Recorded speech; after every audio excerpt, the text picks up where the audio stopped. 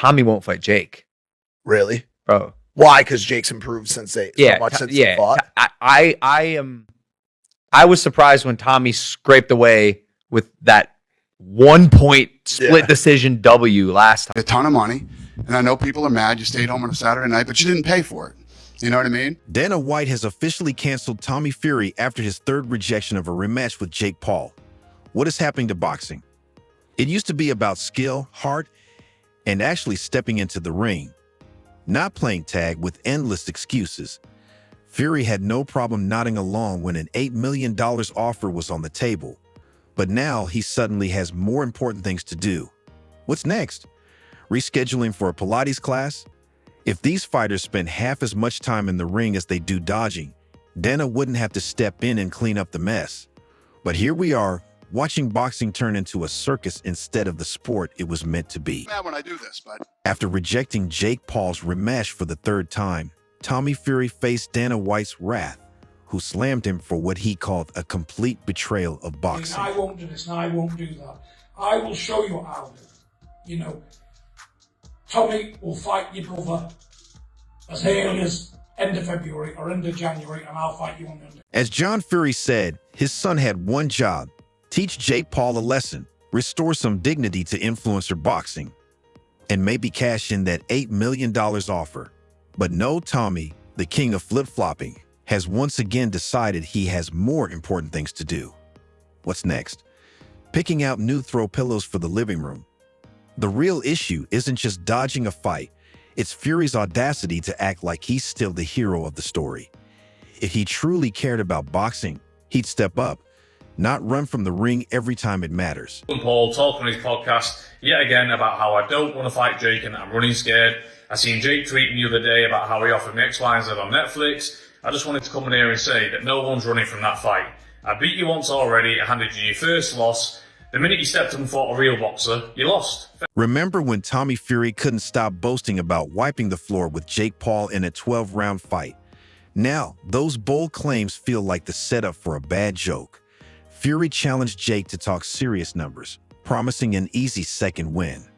Dana, like the rest of us, believed him, only to watch him back out yet again. Second loss, that's not a problem, but let's talk some serious numbers down the phone. If you want to get in touch, you know where I am. It's as easy as that. I can come back after a year and beat the pair of you. So, at the end of the day, if you want to fight, let's talk some serious numbers. Big mistake. Tommy Fury's excuses are piling up faster than his Instagram sponsorships, and it's a terrible look. Meanwhile, Jake Paul is having a field day, blasting Fury all over social media, calling him a coward, and dragging his reputation through the mud. He's even taken a few low blows at Fury's personal life. Let's be real. $8 million wasn't enough to get Tommy back in the ring. Jake practically handed him a golden ticket, yet Fury is acting like it's just another Tuesday.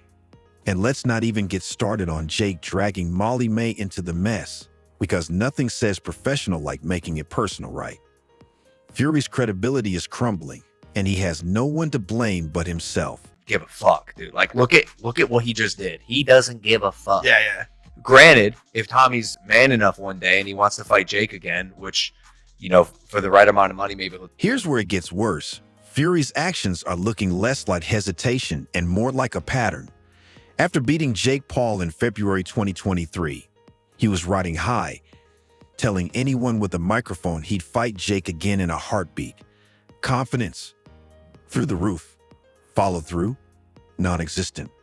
When it came time to make things official, Tommy pulled out the world's longest excuse list, demanding bigger payouts and setting up more roadblocks than a construction zone. Dana White's frustration isn't just understandable, it's overdue. Fury keeps talking a big game, but when it's time to step up, he's nowhere to be found. I know Jake would like that opportunity, but like he doesn't need it. And for Tommy Fury, a man in a boxing family, to act like him beating a YouTuber in a split decision by 1 point is any sort of massive victory is just pathetic to me. This isn't just about Tommy Fury versus Jake Paul anymore. It's about what Fury's behavior means for boxing as a whole. Dana White wanted this rematch to prove that influencer boxing could produce real fights with real stakes, not just a circus sideshow. Instead, Fury's antics have dragged the sport deeper into the mud, turning what could have been a redemption story into a full-blown disaster. Dana isn't mad about the money or missed opportunities. He's mad because Fury's behavior is an embarrassment to the sport he spent his career building. And let's not forget, Jake Paul has every reason to want this rematch. That one loss to Fury is the only blemish on his 10-1 record, and he's been relentless about settling the score. Fury's refusal only makes him look worse. He's never fought anybody his size, and he's never fought somebody who is actually a boxer. You know what I mean? He beat up a 40-something-year-old fucking NBA player. For Jake, this isn't just about money or fame. It's about silencing critics and proving he's more than a YouTuber playing dress-up as a boxer. But with Fury dodging the fight at every turn, Jake is left frustrated, and Dana White is questioning if Tommy Fury is even worth the hype. One thing is certain, Jake Paul has never been one to hold back, especially when it comes to calling out Tommy Fury.